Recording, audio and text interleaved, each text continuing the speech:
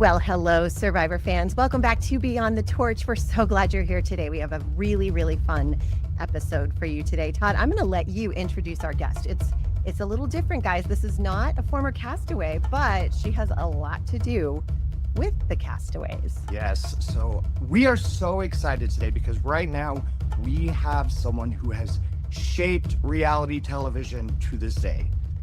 The one and only Lynne Spillman, former head of casting of Survivor, among many other shows. Welcome, Lynne. We're so excited to have you. Thank you. So excited to be here. We are beyond excited to have you because I tell you, you changed both of our lives, and we are totally going to get into that, of course. But before we get started, we always like to start the podcast with a little segment called The Fans Have Spoken.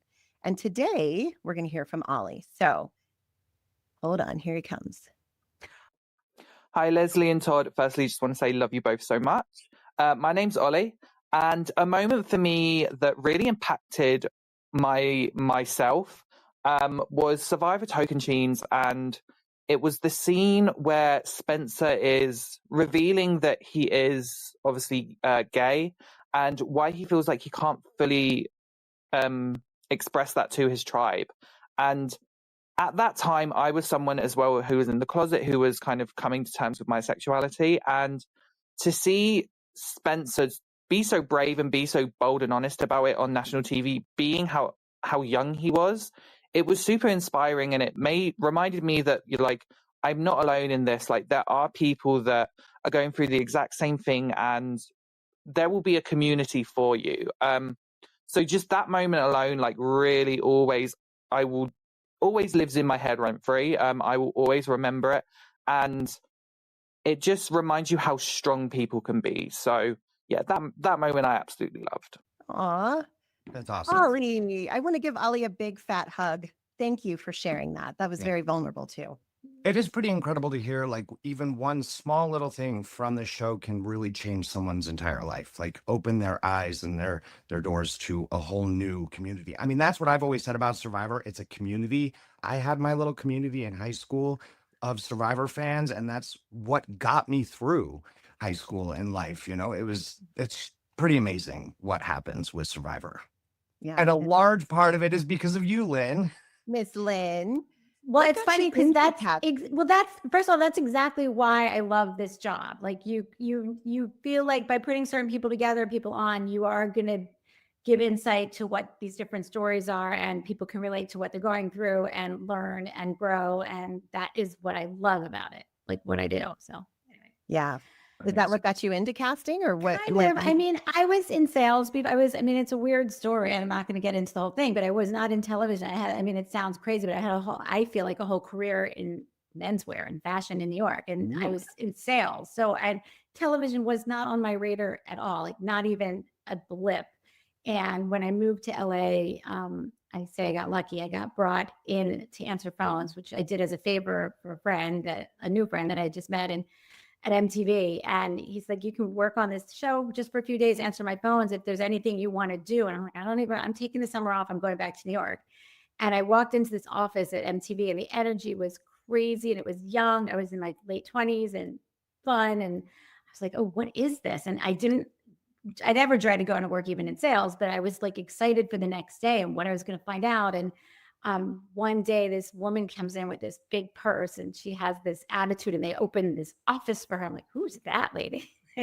What does she do? That's kind of what I want. And she was the casting director. And I was also getting in trouble a lot because I was talking to everyone we would bring in for interviews we were hiring. And I was like, well, what's your story? And they'd be like, stop talking. We're not on time. Let these people come in and interview. And so clearly the executive producer was like, you probably should talk to casting if that's the department you want to, if that would be a really good fit. Why don't you talk to them? And so this woman brought me in, and I realized there was a niche kind of for unscripted, for real people casting. We called it. It wasn't even called unscripted. It was real people casting, and it was game shows and dating shows. And I loved it. I loved meeting everyone, hearing their stories, talking to people, giving them the opportunity to just be on TV. That was so, to me, coming from Philadelphia, TV, you're going to be on TV. They liked it as much as I liked giving it. So That's what got me into it. I lucked out. I worked on Singled Out, an MTV show, which was a Oh my dating gosh, show. I remember Hundreds of seeing people. I mean, it was probably the hardest job. I mean, like when Mark Burnett brought me up for Survivor, and he's like, I need 16 people. I'm like, 16? I do 100 a day, like 50 girls and 50 guys, twice a day for 4 days a week to drive out to Burbank from wherever they are. Like 16 for a series, easy, like really.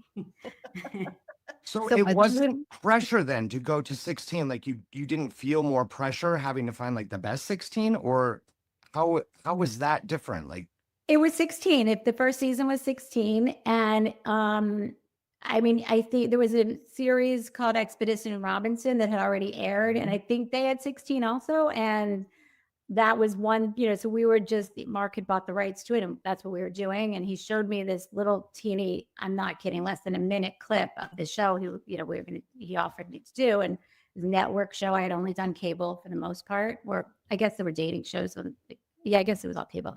And I didn't even want to work. I was pregnant, couldn't even tell him I was pregnant because I hadn't told anyone. I was like 2 months pregnant, like nothing. And so he offered the job, and I was like, oh, I don't like, yeah, I wanted to do it. I talked to my husband. I don't know. At first I turned it down because I just thought 2 kids, and I was pregnant, and he talked about travel, and I didn't really want to say, hey. Then he interviewed some other people, and then he brought me back and said, what will it take? And I told him, and it was great. The deal was amazing with, I was basically like, I report to you, and all like ridiculous requests, but it was what was going to make it work for my life. And he was a dad, and he understood. I ended up telling him about to have a baby, and he totally understood. And I mean, it was perfect. He was a family man, and it was like perfect timing. He got it. And so it worked out. But what was your question? I think you asked 16. And the deal also, I believe this is out there, but we had to pick 2 from each CBS owned station. There was O&Os, and you had to pick 2 people from each. It was kind of part of the deal, I guess. And it worked out. I love season 1. absolutely. And we people don't know this, but we kind of tried not to stray just because you see a cast that looks like they're all from California. None of them probably are born and raised in California. They have their upbringing somewhere else. So even to this day, I think, so that's why 16. And then it went up from there. Yeah. How fun. I Well, love I'm that. glad you said yes, Lynne, because it was really fun meeting. You were legendary because, Todd and I both, like, very big Survivor fans when we came in. Nice. And like, so I had watched everything, and I think I saw you. Did you do something about casting for like season 1, I think? And Jenna was on there talking about duality or something. Yeah. We did so many interviews. We would go local news. We did a lot then to get people to apply. Not so much after season 2, but like, yeah, we did a lot of interviews. So I'm sure it was what does it take to be on the show, or yeah. Well, sure. So that brings me to my next question. So after Australia, like the Australian Outback aired, there was like 48 million viewers or something ridiculous. Like after season 1 had like 2,000 applicants. Season 2 had 70,000. Like that's the difference. It was huge. My department was 4 people when we started, 4 or 5. We had triple that, and we had low FedEx. People always waited to the end to send their applications in. And the VHS tapes, and they, came in boxes and stuff. We had rows and rows of FedEx trucks, filled to the brim, pouring out the last couple of days of the application thing. It was crazy. They were like, what is this? We should have been a FedEx commercial. It was insane. That's incredible. So, okay. Walk us through the process back in the day with the VHS of how you would go through the tapes. Well, let's talk. Not season 1 was like 2. We were going to all the affiliates and getting on the news. And Mark Burnett did a great job just getting the word out. So the fact we even got 2,000 for season 1, which no one even knew what it was pretty amazing. And season 2 too, because if you remember at the time, you had to like videotape it with a camera, put a cord in, transfer it. A lot of people told us it was harder to get that tape to us than the whole casting process. Like a lot of people just gave up. And so we kind of like the people that like had, like that was even us. A big Me and commitment. Leslie had the VHS. Yeah, we were yeah, still yeah, VHS. Yeah. So So So that was hard for people. A lot of people couldn't figure it out, or, they would write a letter in their application. This is a year old. That's how long it took me to get this transferred, or, and it was fun then too, because the tapes were gritty. People, now with, everybody knows how to make a great video. They all have lighting and they make it great. Yeah, they edit it. It's beautiful, which is fun to watch. But these, when you think about it, were kind of funny. I mean, I remember Elizabeth Flarsky had like one of those things in the car, and it was like, propped up somehow, and some holder, her phone, or her camera, I guess. And then it fell in the middle. She's like, oh, and she looks down. She's like, oh no. And then she gets up. And honestly, that to me was the best part of I was like, that's who that girl is. That's perfect. So it was the bloopers that actually, for a lot of these, that were like, oh, that's interesting. That's good to know. Yeah, I sent in 11 of those, Lynne. Did you know that? 11. I knew that. I did know. I think you were on our radar a few seasons before you got on, but I kind of do remember. Ken was your casting person, right? No, it was Donna. Donna. Okay. Yeah, I feel like. I feel like you were. I remember seeing yours. Todd, you didn't apply that many times, did you? I did 3 times. Really? Okay. Did you get a call? The second time I went to semifinals. Right. No, I remember. So I went to Miami for semifinals because I was a flight attendant, so I was all over the place. So, and I remember because Lauren was my casting. Brock. Yeah. Lauren Brock? No. Was it Lauren Brock or Lauren? Oh, Lauren Spiegel. Cousin. Cousin.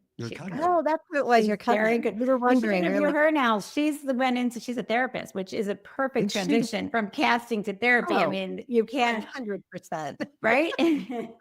I loved Lauren. She was just wonderful. No, she's so good.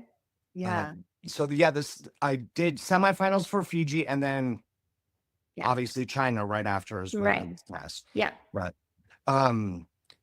Okay, so what was it that you loved the most? You said the bloopers, but I've heard things about like the first 7 seconds or something. Is that all a lie or a myth? I think we know, but again, sometimes that moment happens later. I had everybody had their own process, but mine for me was very specific, and it wasn't a rule you had to do it this way. But for me, I read the application first always. And I would go through and highlight what am I interested in? Is this funny? And I would make a note, funny, or, this, strong opinions about this, or just, I always read the application first. Also, how much time did they put into it? You don't want like a book, but you also, did someone else write it? I mean, I don't know. I always read the application first. Then I would watch the video and see, are they funny in writing? Or they does it match? And, who are they, what I thought they were going to be? And if it's consistent, I'm, pretty invested. But, I've always said I look for sex, conflict, and humor. And honestly, you can read it in the application.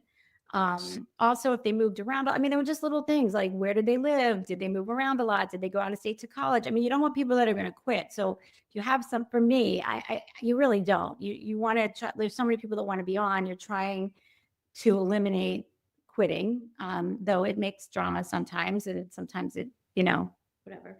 But I think for us, you want to mitigate it. You don't want it to be like 4 people got on and didn't know what they were signing up for and can't do it. So, if they've never lived away from home or they just had a baby and they've never been away from the baby ever, this is going to be a bigger deal than they think. You had experience, especially by your season.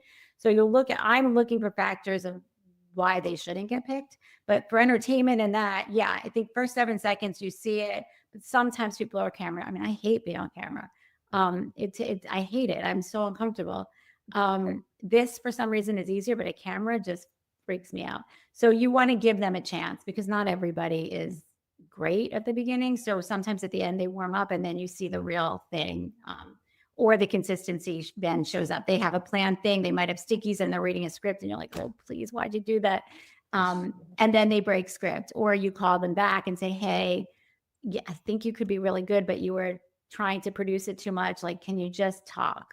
Your application was great. This is what we liked about it. Write these 3 things down and talk about those things as long as they're true. And that's usually when you got the best video. So scripts. We can see that. I mean, I can see their eyes moving back and forth reading, and I Yeah. can't, so we can see. I also used to love the slice of life when people were in the car, like, okay, we're going to work out at the gym, like, like, and then they'd be like, hey buddy, like, I don't know, there were just moments. I kind of like to see what life in Utah's like, or, like, I like that. Yeah. Strong opinions too. I mean, Leslie, we knew what we were getting with you. Like, we knew, and Todd too. And I thought that's the perfect match. What are they going to teach each other? Oh my God. And look at us. Let's Win. That's what, and this makes me so happy. That's exactly. It's absolutely exactly insane. right. No, it's not, because you spent all this time with people stripped of everything. You've got to find common denominators to win the game, Todd. You know that. You have to Yes. find commonness. You have to find something. And so, Leslie, oh, you're crying. Sorry. That's what I do. I'm good at it. It's all right. Oh, No, it's it's just really sweet. Yeah. And So I think it's putting people together, possibly that would never meet, that can open each other's eyes and minds for tolerance or whatever it is. And I think the show has continued to do that. And I think that's really great. That's well, in the show for us, I think, at least for me, I don't want to speak for you, Todd, but I feel like it's when it started for me.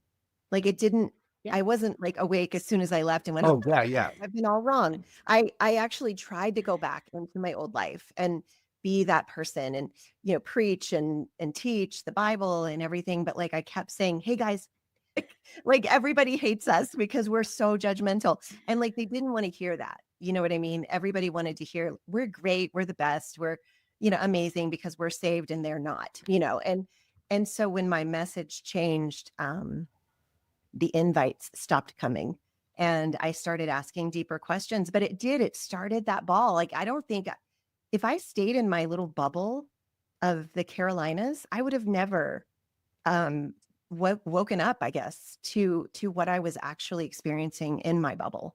So thank you for giving me that opportunity. I know that was a risk, but I asked you pretty hard questions. I remember casting with you. I asked you some brutal. I feel like I remember asking you kind of brutal questions that I was a little nervous you'd be mad at me, or like, what nerve did she have? Like, I don't know. I remember kind of the pressure there. There was a lot of, I knew going in, and it's funny because, the other 10 audition tapes that I sent in, most of them VHS, by the way, and very poorly edited. I just remember trying to be something that I wasn't, because I was like, they're not going to want the Christian. They're not going to want, and the one tape that I showed who I really was, because I just was like, well, screw it. I'm just going to be myself, was the one you called me. And I was like, dang it. I didn't realize they wanted me. I thought they wanted, this. And I think that's what I tell people whenever they ask for casting advice. I'm like, I'm not a casting director, but I say, if you try to be what you think they want you to be, you will not get called. You need to just be you. Exactly. Like, Exactly. like, turn up your volume like to 100% of who you are, and that's it. Yeah, because you can't hide behind the elements of Survivor. You can't. It's never you. It's going to come out. So you might as well just be who you are, because you can't keep up that act for 39, 26, whatever it is, days. You just can't. Yeah. well, and when you're being asked those difficult questions, I think that's kind of, you probably used a little bit of that to sort of sort through, like, can she handle this pressure? Because yeah, I was protected in my bubble, and this can was she like, handle the pressure afterwards too? Afterwards, like, Well, because like it's kind of funny. Have you ever heard of Survivor Sucks? Yeah. Okay, so it was a message board. Before I was on the show, before any of the casting, I was a member of the message boards, and everybody would talk about Lynne Spillman and how she would ask the hard questions. And so I was ready to meet Lynne Spillman and so I remember, and you didn't disappoint. You definitely, like, you shoot those questions at you. But it was exciting and exhilarating because you really do get people hyped up, and you pushed our buttons to, see how much we had in us. I thought it was pretty incredible. yeah, You had all the sass that you had. Like, you didn't change. You were sassy and right back at me. So maybe the boards prepared you. I don't know. I'm a little sassy. I can't help it. I don't. Well, Lynn, one of my favorite moments with you, I don't know if you remember Pillowgate. It was when we were watching all these episodes of Survivor, and all of the cast, or all of the people, were in this room, and we had to, like, for hours, And like the first day we were in these chairs and I was like, oh, this sucks. And so the next day when I knew we were going to be going in to watch a bunch of Survivor again, which I had already seen, but I thought, okay, let's do it again. And I brought my pillows in and you called me and you were like, Leslie, they are trying to vote you out already. You haven't even started this game and already you're pillow lady. Do you remember that? Yeah. You're like, Mr. I need comfort. Like, what are you talking about? You're about to go be really uncomfortable. But it was funny because I was like, I hadn't even thought about that. Like I was the like, game starts at the hotel. The game, I mean, the game started at finals. Richard Hatch will tell you from day one he started that playing. I mean, and also people would come in and tell us, well, there's a woman doing this and there's this and the pile food. How's she going to last? Or so, we would ask you, what do you think of each other just by visual, like not talking, but looking at each other. So because the game really does start right there, because you Yeah. can't speak to each other, you just see each other and make facial expressions and whatnot, and it's super interesting how it all works. I remember just being completely fascinated, and we're all taking notes on each other, and Oh, yeah, it was pretty amazing. Yeah. I have another question too. So Courtney, obviously my bestie from China, like love her to death. She has a story of how she was cast in New York working at her restaurant. Do you remember? I remember it perfectly. I think I've read stuff about how I know exactly how it happened. And I remember it perfectly. It was like 2 a.m. She was working at a 24-hour, a 23-hour diner in Union Square. I will never forget. I was with my husband. I don't think the kids were with us. And, I don't know if we had one. I don't know if we had a spot to fill or what, but because you're not recruiting at the very beginning of its casting season, you're recruiting at the end. You've got most of your cast and you're like, oh, if we had this, or, like, it's not like you're looking for like a certain thing the whole time. Right. And it was 2:30 in the morning and the restaurant was pretty empty. And I saw her like, there was something like, I don't know if she was fighting, but she was like yelling at someone. There was just some the sarcasm was just spewing like out. And I'm looking at her, I'm like, and her visually, she's like this tiny pixie thing. I'm like thinking of everyone else. And I remember saying to my husband, she is perfect. I have to get her on the show. And he's like, do it. And I was like, all right, because sometimes when we're on a date night, it's like the rudest thing to get up and just start talking to somebody. Start that works working.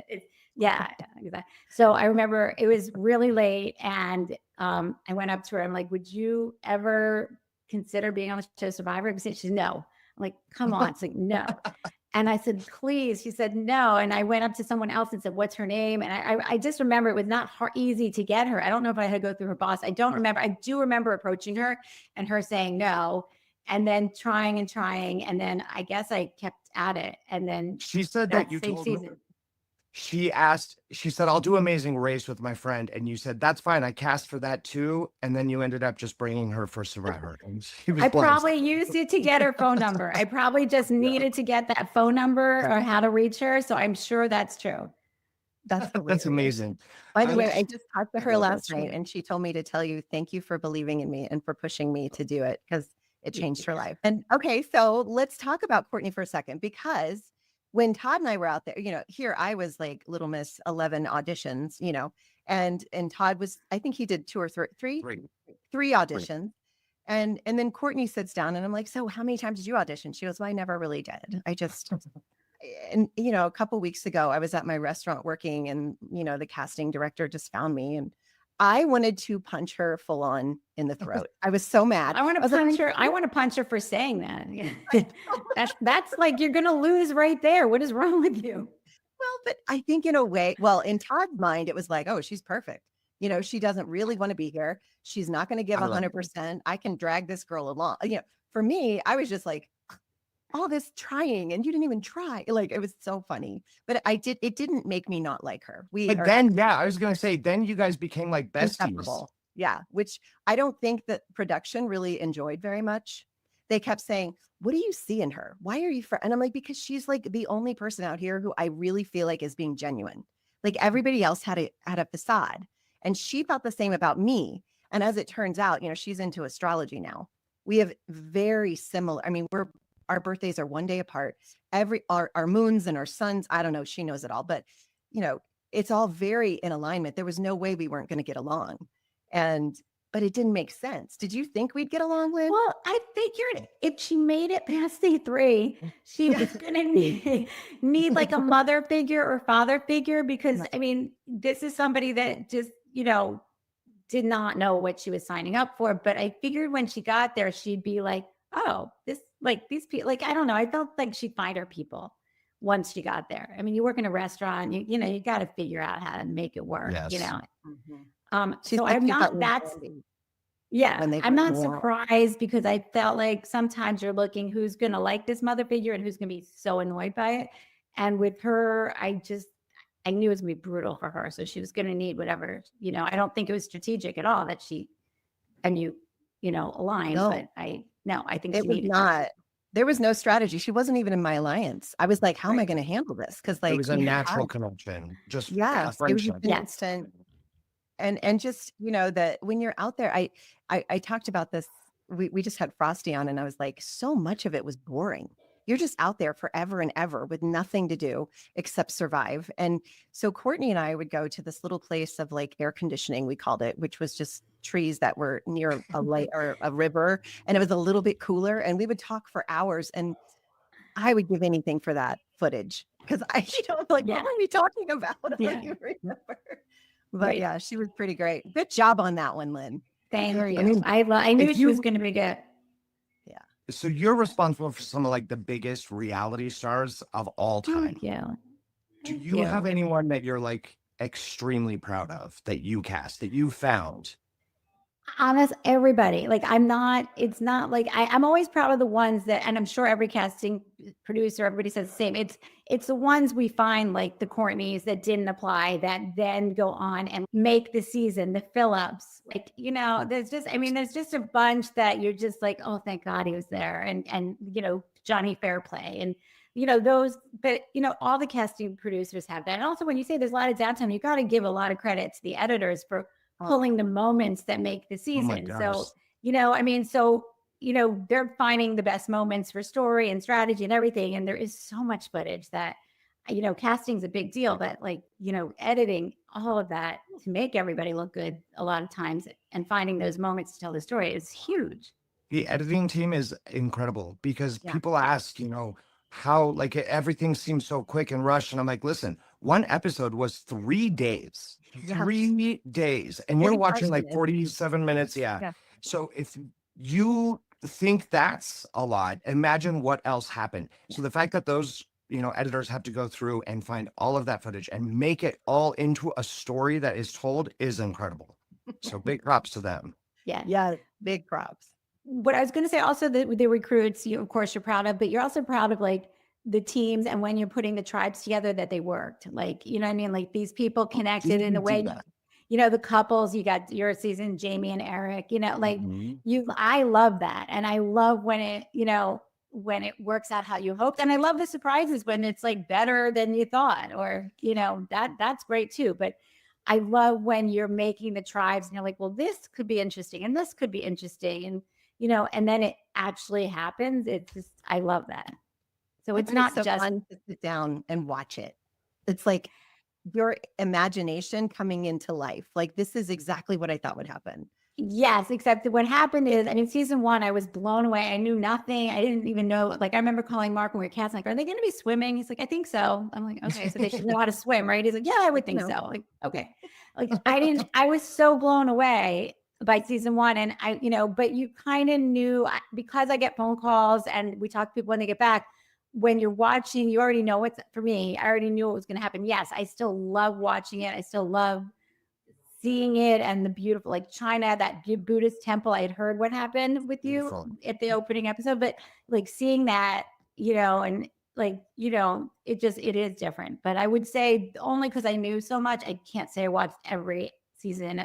Every episode of every season. I for sure watched a few, but and every finale, of course. But I love watching when it, plays out, or something different plays out that you didn't expect. That's also really fun. So I didn't realize that you helped put the tribes together. I don't know why I didn't realize that, but was so there a cool. process behind that?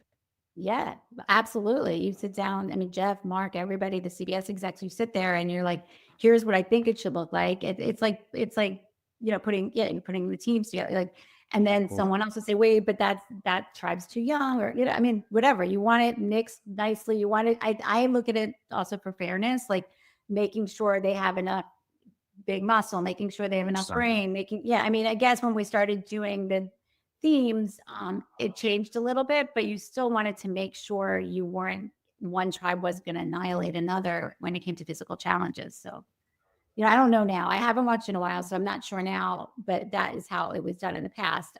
You want a good age range, unless it's a theme, of course.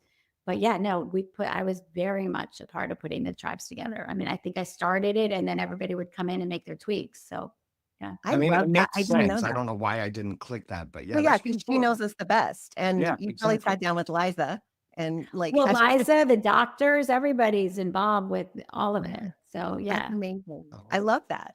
So it wasn't random. It wasn't like, let's put their names in a hat. Because I Except feel for like Fei Clown. Long, One Fei where Long was was- Schoolyard Pig. Schoolyard Yeah. Pig.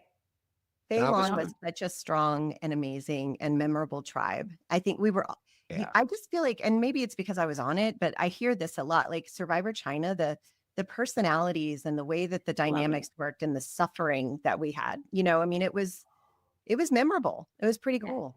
I love that season. I thought it was incredible cast. I thought the location was beautiful. I thought the edit, I thought everything about that season was fantastic. Well, thank Now, you. did you ever go to location? Yeah, I did Oh, a bunch really? of times. Yeah, I did. I can't even remember, Guatemala, Fiji a bunch of times, Cook Islands. Yeah. So I what did got you to do go out there? Well, I got to just like, Mark was really like, I would just visit, but there was one time I went and I could tell it was like a bad move because I was like, Lynn, in the middle of a challenge, they're like, Lynn, and I was like, oh, this isn't good. Like I have to hide. Like it was weird. I did also, besides going on location, I would do the family trip. I did the family trip a couple times where I would take the families. Was that your season? No, it couldn't have been. No, definitely not enough into China. So I took the family trips about 3 times. I can't remember what seasons. I know Guatemala was one. And that was always fun. But I brought my family once. We'd go to Ponderosa and have a night dinner. Caitlin and whoever was in charge would be like, okay, Lynn's coming tonight, and they'd have a dinner or poker night or something fun. It was, and it was fun for me. And yeah, I loved it. I loved visiting, but mostly just watching it, checking it out, just being part of it. Also, you're seeing things in a perspective that it was actually really helpful to me. I don't know. I definitely got something out of it from a casting perspective also, but also the Ponderosa, I feel like, not to be cocky, but I felt like it was an uplifting moment for them to see someone they hadn't seen in a long time, like a new blood almost, because you're there every day with the same people. Absolutely. Every 3 days you get someone else, but you've already spent all this time with them. That I thought the Ponderosa visits were fun. I brought my family. My 50th birthday, I went to Fiji to visit with my family. My family went. We did challenges. It was amazing. And then I went on a trip, like a dream trip of a lifetime, with just my family on a boat from the docks of Fiji, which was incredible. And that's what I really wanted to do for my 50th birthday. So that was amazing. That's so fun. Yeah. What a great life you've lived so far. And I know there's so much more to live. Well, I'm like you, though. A working mom with little kids was really hard. And I don't think my kids even appreciated it. I don't even think they watched the show, but not like, diehards, until they were in high school and able to come to locate. Like, I don't think nobody realizes the monster of Survivor production until you're there. I mean, you don't, when you see that, you're just like, oh, it is a machine. It is a city. It is amazing. And I don't think until my husband and kids, like I saw when I first went, and I was really impressed. But, you take people outside of production kind of, and you just like can't get over it. Yeah. And how it moves and how the cameras maneuver and everything. It's just unbelievable. I'll never forget the first challenge that we showed up to. It was just like, we could see the mud pit and we could see the dragons and the obstacle course, but then you look the opposite direction and it's just people and cameras and cranes, and it was insane. It was, I mean, incredible. But people always ask, like, do they not get distracting? And I'm like, honestly, it's weird. After like day 3, you really don't recognize that they're even there. You forget you're on a TV show. You forget because you're just trying to survive, like literally for hours and hours and hours. Yeah. But the first challenge, like I just remember every time I watch Survivor, and maybe you guys know what I'm talking about, like Jeff will be like, so then you go through that tube and then you do this and Survivor's ready, go. And I was like, I have ADHD. There is absolutely no freaking way I am going to go, oh, yeah, let's do it. No, I need him to explain it a million times. And the truth is, in real life, guys, he does. Yeah. Yes. I remember seeing that too. Like, oh, that's so nice. I'm so glad. I never understood. Like, it seems, what are the rules? Like, yeah, he does. I was like, please explain it one more time, very slow, please. Can you be like, And he lets you ask questions if you have them, Yeah, which is yeah, always he nice. does. Yeah. But So it you makes don't- you sense don't because show otherwise that. we just run around like chickens with our heads cut off. You What know, were we'd we be like, doing what's again? happening? What were we Yeah. doing again? Yeah. I was really relieved about that. Yeah. And I've also heard people say, and they always ask me, is it really annoying when Jeff is like, you know, I guess narrating the Commenting. challenge as you're going through it? And I'm like, I didn't even hear him. Like Yeah. you're so focused on getting the job done, you don't even hear him. So when I watched it back and I heard him, I'm like, I don't remember him saying that. I mean, I remember like maybe once Yeah. hearing him because he like said my name, like, that's how you do it, Todd. And it was like a good feeling. I was like, thanks, Jeff. You know, like, yeah. But like, that's it. Like, other than that, it was out of my mind. Yeah, completely. totally. Yeah. You're in the zone. And again, watching it on TV it's very different than being there, I think. So Lynn, I want to ask a question. What is the most, maybe the funniest memory that you have from casting? Is there somebody who just every time you think about it, you can't help but like bust a gut? Well, first of all, while I'm at it, like Joe Manganiello, you know, the actor, Joe Right. Manganiello, he applied he was either recruiter or applied, but he came to casting finals and he filled out an application, the whole thing, and they sent him down to the Prezi or up to the Prezi, and we did an interview and he was great. And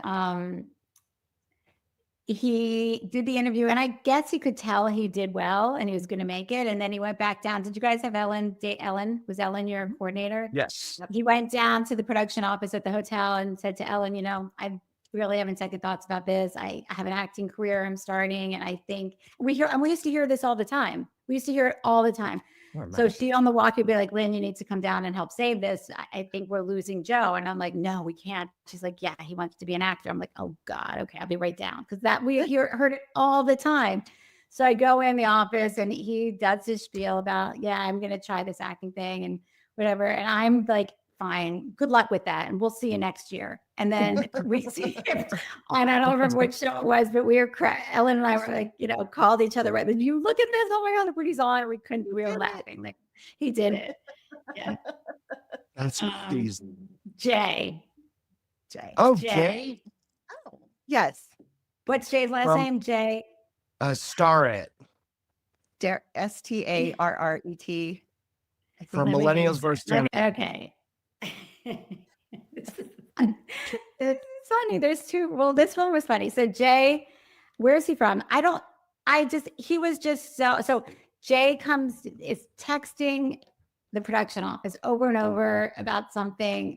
I know I'm not going to do this right. Jay checked into the wrong room. We didn't know. So Jay gets to his room and there's a laptop and there's panties on the couch and they're like, it's like a thong or something. And there's things around the room and he is 100% sure there's cameras on him and he's supposed to like do something about this so that it's a fake idol. And like, he is sure that we set this up for him and that we're filming it.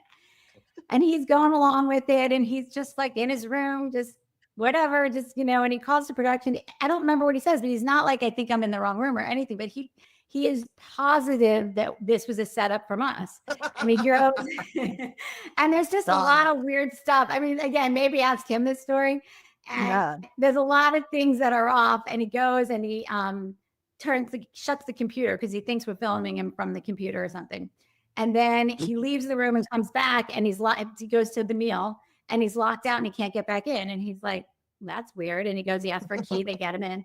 And then this couple comes in and they're like, what are you doing? He's like, what do you mean? This is my room. And still he thinks we did this. He is sure he's playing the game already. And he's playing along with this. Oh, that's funny. That's so funny. I know. We're like, no. And so then he comes in and he tells us his story that, you know, this guy starts getting really angry and they bring up the hotel management. They're like, no, sorry, you were checked into the wrong room. He's like, oh my God. But the whole thing, he is sure it's a setup to see how he would react. And this man is like, well, where's my computer? You stole my computer. Like, no, I just didn't want to be filmed anymore. Like, it was really funny. That was really funny. Okay, That's that is incredible. such a testament to how paranoid you get in Yes, casting. Like, yes. It I is thought the so. world was watching. I thought you were listening on the phone. I was like so I didn't want to mess it up. You know what I mean? Like I was like, Yes. Well, I don't want to talk to anybody, look at anybody. I oh, just focus, well, you know. we did start, like, we wanted to have our own hotel sometimes. So, like, unbeknownst to anybody except in casting, we would hide idols in, like, you remember the buffet? Like, this is later seasons. We just were like, let's have fun.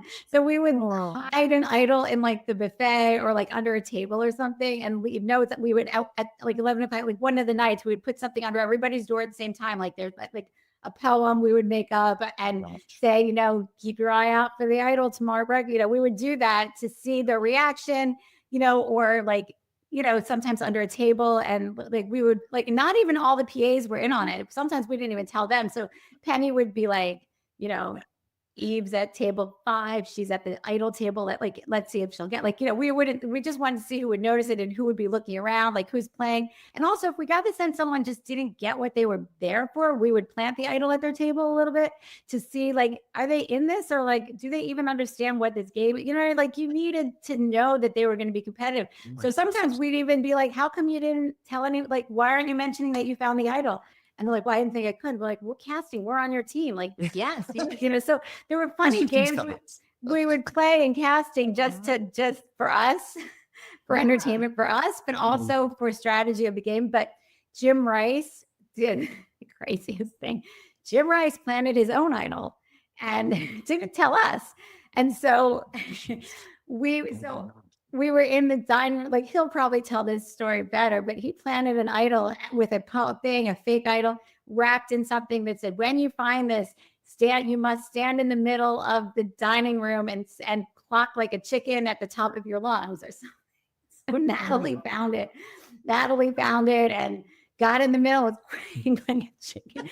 Like, what is she doing? And then someone, thank God, a PA took a video, like, what's going on? What's going on? Well, I don't know what's going on. Like, figure it out. And then he told us that he was the one. But so he got us. It was That's hilarious. incredible. Yeah. So Wow.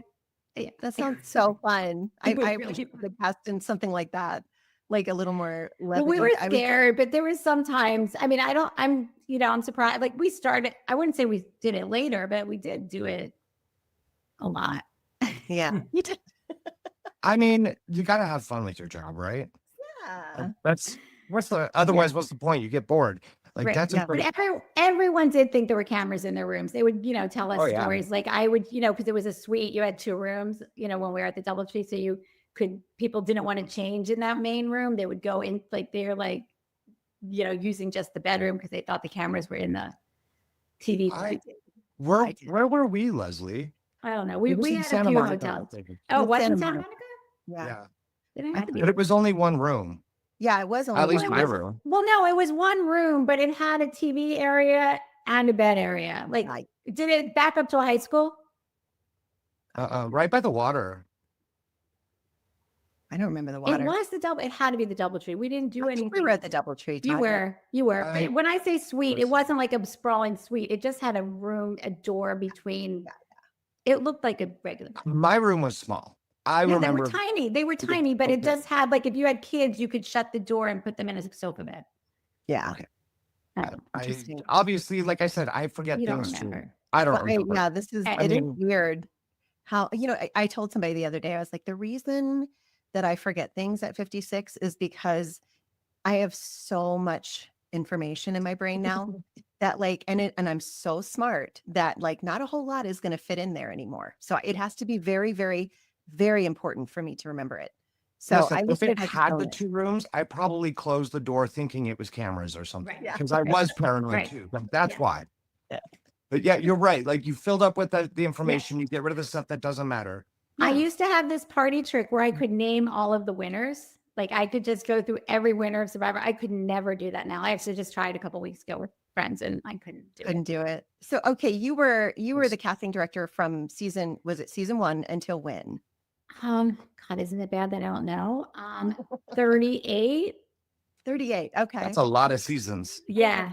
God. It's a lot of seasons. Yeah. But Yep. like I mean, I think about old school Survivor with such fondness. It's one of the reasons we wanted to start this podcast Yes. because I grew up watching, and well, not grew up, but like I watched these characters as I prepared to be on the show. I just knew in my heart one day I would be on. I didn't know I wasn't going to do well, but I really thought I would.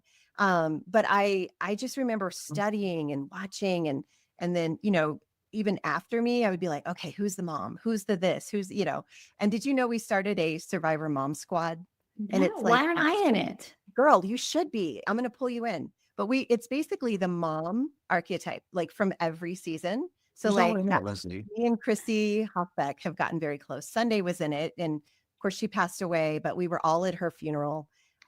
Lisa from Vanuatu is in it. Jill, Dr. Jill, which season was she on? I forget. Red hair, but really she's a I know blonde. exactly what she's. Yep. Okay, yeah. And Carolyn, Mama C is in it. Mama C. I love Lindsay Mama C. Payne has been in it, in and out of it.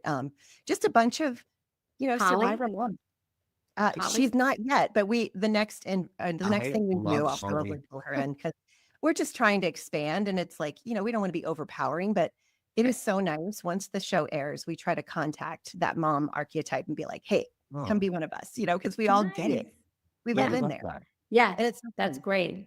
That's Yeah. really great. Yeah. I told my husband the night before we left for China, I said, our family's about to grow because I know that's who I am. I'm a connector. Mhm. I just love Yeah. people. I love stories. I love Mhm. hearing what people are doing. I don't know. It's just so fun. And it's even more fun now that I have kind of left religion. And now I can like look at people and not feel like I have to save you from hell. I'm just like, oh, I get to love you right where you are. It's pretty great. The So Survivor family is incredible, truly. it is. It's crazy because it's not just season to season. It's, you know, spread across like this mom squad. Like I have friends from all over the board. Like Sandra's one of my best friends and she was my idol growing up. You know, like that's crazy. Like, Yeah. That's so nice. Even That's the- yeah, but it's neat because it doesn't matter what season you're on. I think we've all, and when I call it trauma, I don't mean that in a bad way, but I mean like it was such a traumatic experience for us all. And I think when you trauma bond with somebody, something very, very deep happens. And I remember right before we left to go in, you know, I think we went on to an airplane from Beijing to Shanghai. Mark Burnett was there and he sat us down. Do you remember this, Todd? yes. And he said, I want you to play your heart out of this game. You're going to betray each other. You're going to piss each other off. It's going to be hard, but I want you to play because it doesn't matter. When we're all at the finale, you're all going to be best friends. And that stuck in me. And I was like, and it's true. I mean, even though, you know, like, even though Todd wrote my name down, you know, I don't look at that like, "Oh, you jerk." I look at it like, of course you did. We're playing a game, you know, it is just so, because you bond with somebody on such a human level that now it's like, now I just get to enjoy them. And now we get to know who each other is as real people, not just playing a game. Yeah. Well, it's So- good that you believed him because a lot of people don't believe that when they're playing. They just can't think beyond what it's going to look like at home or what, you know, these people are going to Yes. hold a grudge. They just can't think outside. They're thinking too far outside of the game, and that's why they don't win. And I do believe that's why I didn't win. I mean, Because you were thinking about the religion and the Yeah, it wasn't so representation. much- and- I listened and I believed Mark. I was like, okay, cool. We're all going to be friends. But I couldn't believe that I was so afraid to lose my job as a Christian radio host. I remember when they threw me off a boat and I said, shit. And I thought, oh my gosh, I am going to lose my job, but they didn't even show it. And, you know, or when I lied about something, you know, to protect my alliance, they didn't even show it. But like, I beat myself up. Like, I'm making God look bad. People aren't going to want to be Christians because of me. I'm going to lose my job. I put so much freaking pressure on myself. So let's talk to the person right now, Lynn, who may be listening or watching this right now. And they kind of feel this way, like, I think I can do it. But really there's this part of them that's like afraid to sort of be. What was your advice to somebody who's holding back and afraid? What would you say to them? Well, I don't want to give the wrong advice because some people could lose their jobs over how they behaved. Like you That's could, fair. you could. That's fair. So I think that when, you know, people come on and say, I don't want to be the bitch. Well, if you are a bitch and you don't You're- have a lot of girlfriends and you know, people tell you you're mean, you're going to be that. So don't do the show. Like you are who you are and you can't hide it. And you're stripped of everything. So that's what's going to come out. So I can't say that you're not going to lose your job, but if you have a lot to lose in terms of like, then don't do it, because you can't really play the game if you've got this little voice telling you, if I do this, this is going to happen in my real life. I just think That's you so have to, true. if you have a lot, if you can't, if you don't have plan B and you're going to lose your teaching job because of something you did, I don't know. You got to be willing to playing, let that yeah, you go. have to will it. Yeah. I mean, That's And actually really good advice.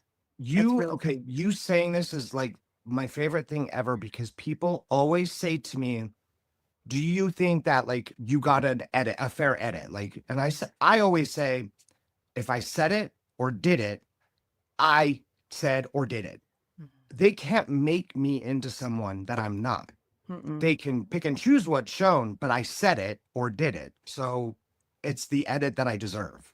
And so it's like, if you're a bitch in real life, yeah, you're going to be a bitch on the show. Like, and people all the time will complain and be like, oh, it was my edit. And I'm like, no, that's probably who you are as a person. Sorry. Yeah. yeah, Like, yeah. that's my opinion, but I believe it. So, No, I Yeah. agree. I agree.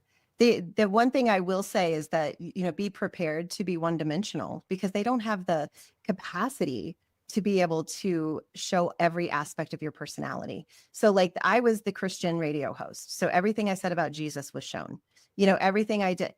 But that's me. That was me. And I was And actually like, hey, if you're going to show a part of me, that's the part of me I want you to show at the time, So But be don't prepared you, for that.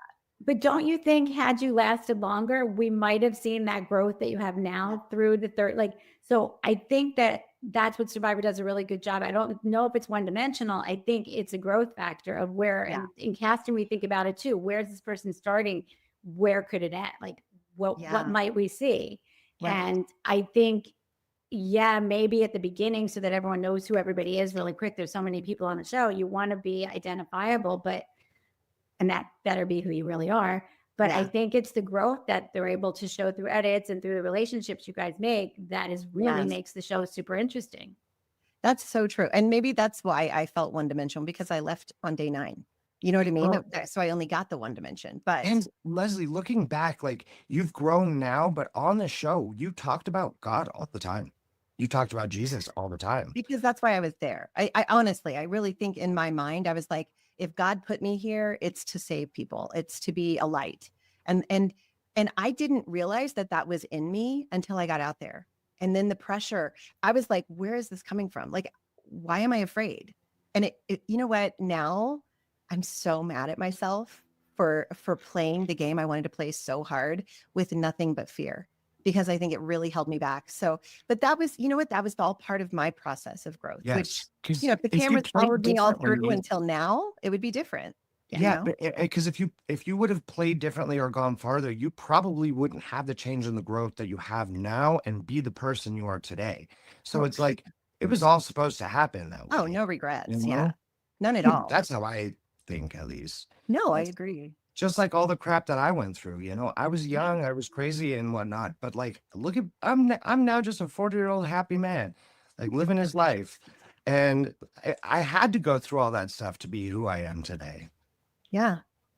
But So Lynne, what are you up to now? What are you doing? Are you still in casting? I'm still in casting. I just got back from a really fun shoot in Miami where I do a lot of stuff that is sizzle reels for them to sell. I'm doing a lot for Skydance of stuff that they're going to take out to the market. And I like it because it's short. It's like 4 weeks in, you're out. They can sell the show or they don't. A lot of the stuff I've been doing is more ensemble or a cast that you wouldn't have to keep adding to, which is good and bad for me. But I am picking and choosing a lot of stuff that I do. I mean, everything I do for the most part. And I don't know. I have a couple big shows pop. This business is so weird lately. Like, I think I have 2 big shows coming up, but who knows? I don't know. But I do like doing the little ones. I'm doing a little bit more branded entertainment.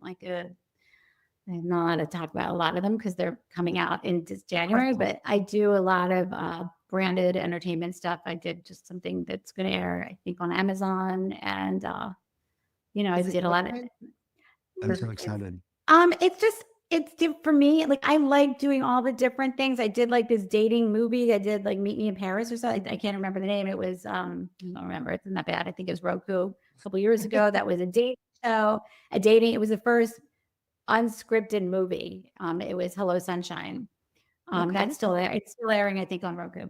And that was fun because it was different. I've done, the Lizzo dance show, which I love doing things where people have a talent. We did a fashion show for Amazon with Heidi Klum making the cut a few times. So I like, it's been really fun to do different. I mean, Survivor and Amazing Race were fantastic times, but I think I really wanted and still like having more time with my family and friends. And if it's a shorter run and it's done, I move on, take a break, go on vacations, and I start up again when someone calls. And it's just different. It's really different, but great.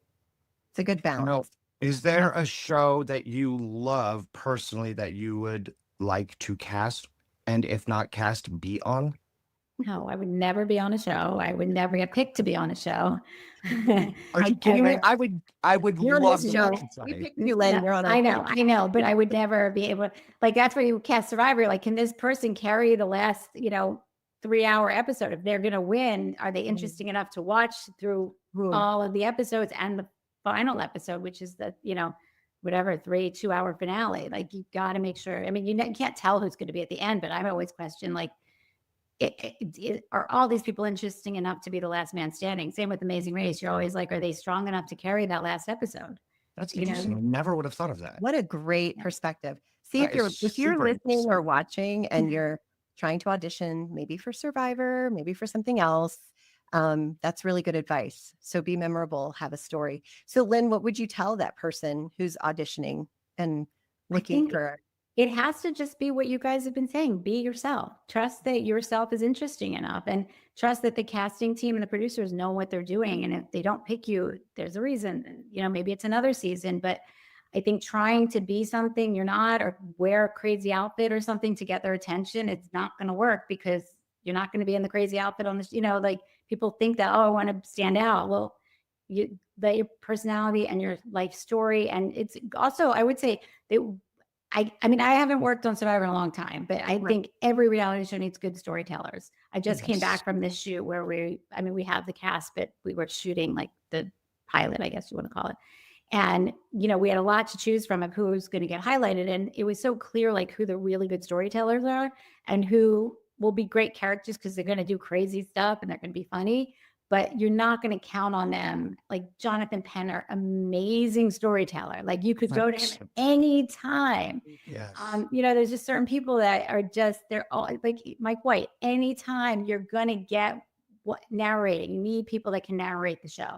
Yes. So I don't know what you asked me about, what advice. Any show I wish I had worked on, haven't seen it yet. I like doing like I did the Home Edit. Like I don't know, I like little shows now. So I like. I guess I'd be on the Home Edit. I'd do a decorate. I'd be happy for someone to come to my house and take over and decorate my house or something like that. But Me too. Main character, no. Following my life, it'd be really not that interesting.